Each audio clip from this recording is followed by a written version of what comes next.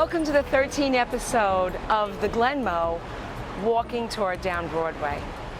As you may recall from the 12th episode, we took you from Houston to Canal Street. We told the story of that haunted well and the murder of that young woman.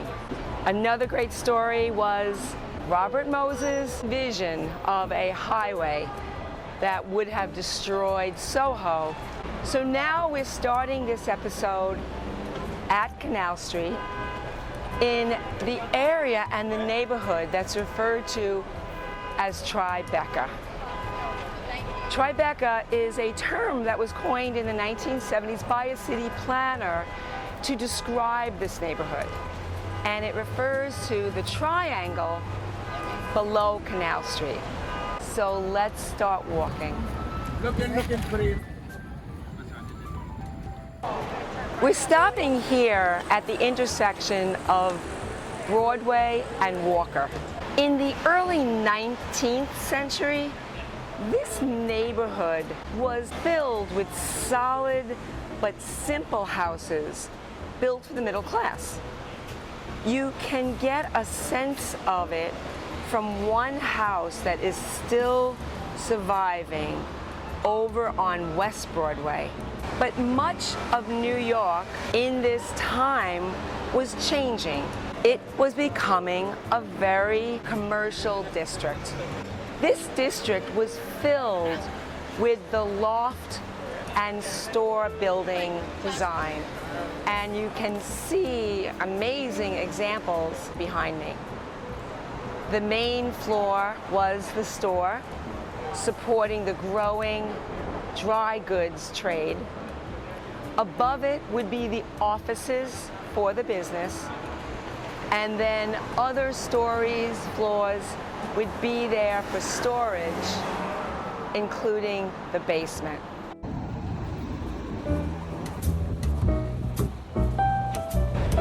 So I am standing in front of 366 Broadway at the corner of Franklin Street. This 12-story building is from 1909, where New York was becoming the center of textiles and ready-wear clothing. You can still see some ghost signs from long-gone business on the second stories of these buildings. There was a law firm that's headquarters was here and had gained some fame in 1911 when it filed the application for its client to name the restaurant Hell. The city rejected the name because it could imagine the lights and the imagery of a restaurant that was demonstrating, come on in and go to hell. We took a few steps off of Broadway, and so we are now behind Broadway on Cortlandt Alley. Manhattan doesn't have many alleys, so this one gets a lot of attention. It's named after the Van Cortlandt family that once owned land here, and this alley has the right amount of urban grittiness to make it the perfect backdrop for so many of the movies we love to watch. Men in Black. Crazy, right? Gotham. Teenage Mutant Ninja Turtles.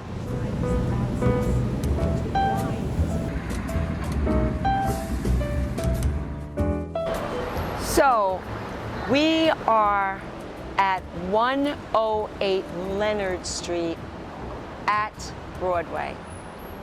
This is an example of what had been a typical office building built around 1900. At the top of this building is a clock tower, and all four faces of the clock surround the machine room. There was a point when this building was taken over by the municipality, and the clock fell into disarray. City workers, in collaboration with Marvin Schneider, stepped up.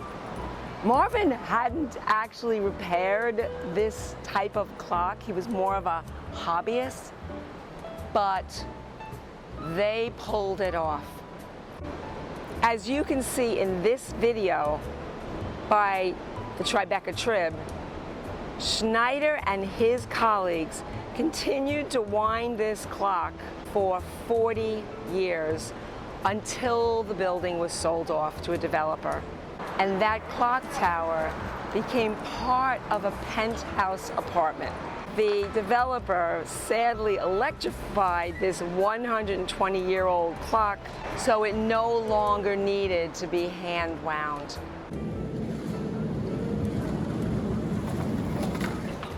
We are now standing on top of the African burial ground.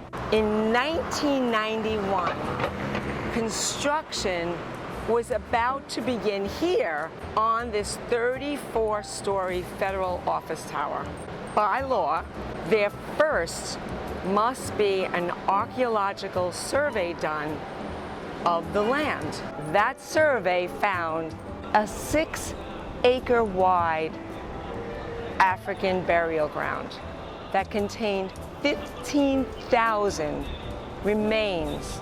This burial ground had been opened in 1630 and was in existence until 1794 when it was closed.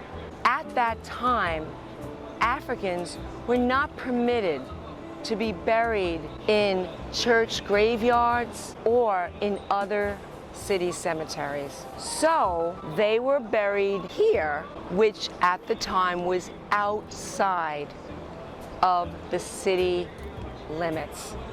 Over time, the land was cut up, carved up, divided, and sold. All of the construction downtown Manhattan had pretty much erased this burial ground. Initially, the federal government was going to move forward as planned, and then with such protests, the government agreed to redesign the building and allow this memorial to be placed in memory of all of those African New Yorkers, both freed and enslaved, that had been buried here.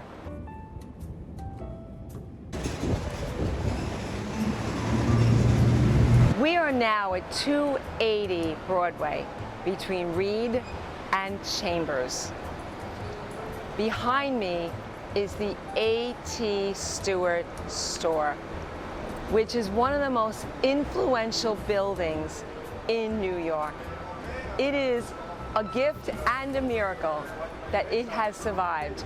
This was the first department store in the country, and it transformed shopping into an experience.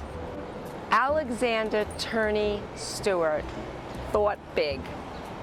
Where other buildings were being built by brick and stone, he built his store out of marble.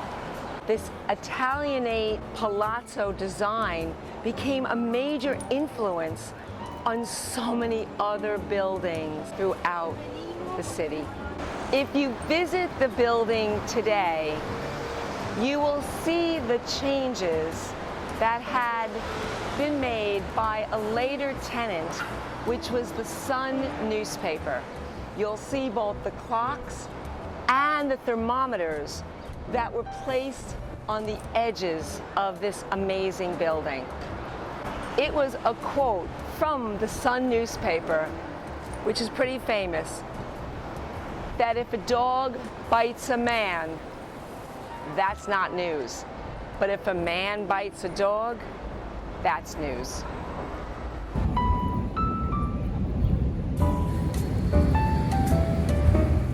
Behind me is 270 Broadway, and we are at the intersection of Broadway and Chambers Street.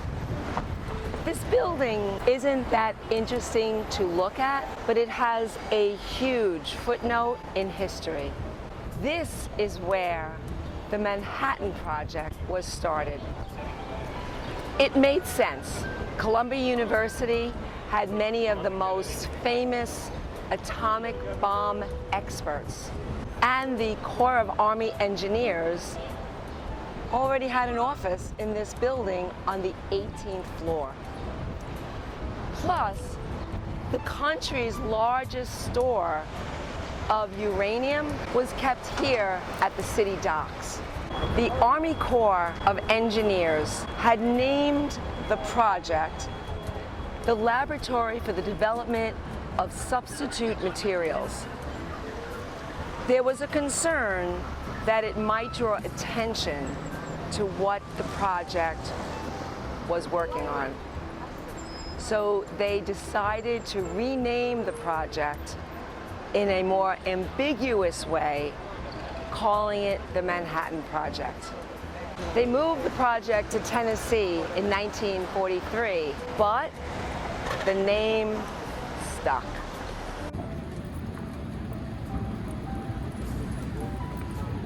So this area, as with other areas in the city, had fallen into disrepair and into tough times.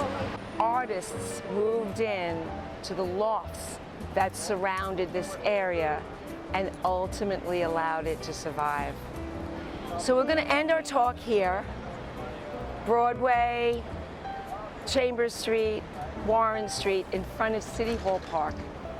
And as I say goodbye, this is where we will start our next episode. So thank you for coming with us. Take care. Be happy.